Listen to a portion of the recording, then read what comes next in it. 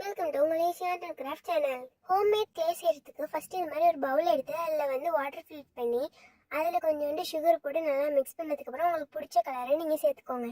அதுக்கப்புறம் இதில் அரிசி மாவு போட்டு நல்லா மிக்ஸ் பண்ணி கொஞ்சோண்டு ஆயில் சேர்த்து நல்லா மிக்ஸ் பண்ணிங்கன்னா இது மாதிரி வந்துருங்க ஐஸ். நம்மளா செஞ்ச கிளேயில் ஆர்ட் பண்ணலன்னா எப்படி? அதனால தான் கைஸ் என்கிட்ட இந்த டால்ஃபின் மோல்டை யூஸ் பண்ணி ஒரு ஆர்ட் பண்ணியிருக்கேன். ரொம்பவே ஈஸியான ஹோம்மேட்லேயே ரெடி ஆயிடுச்சு.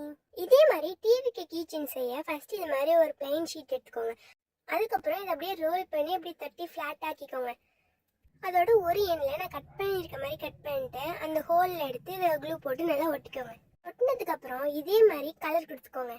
அதுக்கப்புறம் இதே மாதிரி ரைட் பண்ணதுக்கப்புறம் இன்னொன்று பக்கமும் இது மாதிரி கலர் கொடுத்துக்கிட்டு நான் ரைட் பண்ண மாதிரி ரைட் பண்ணிக்கோங்க. அதில் கீச்செயினை எடுத்து அட்டாச் பண்ணிட்டீங்கன்னா நம்மளோட டிவிக்கு கீச்செயின் ரெடி. ஜாவா ஆர்ட் எப்படி இருக்குன்னு சொல்லி கமெண்ட் பண்ணுங்க. நீங்கள் சிஎஸ் ஸ்டூடெண்டாக இருந்தால் மறக்காமல் லைக் பண்ணுங்க. இதே மாதிரி பென் ஹோல்டர் செய்யறதுக்கு ஃபர்ஸ்ட் இது மாதிரி ஒரு பாட்டில் எடுத்துக்கோங்க.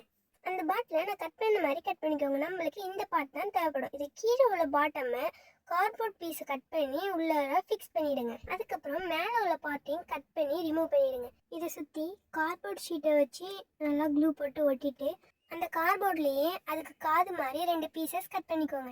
அதுக்கப்புறம் பிளாக் கலர் ஸ்கெட்ச் வச்சு நான் ட்ரா பண்ணியிருக்க மாதிரியே ட்ரா பண்ணிட்டீங்கன்னா நம்மளோட பென் ஹோல்டர் ரெடி.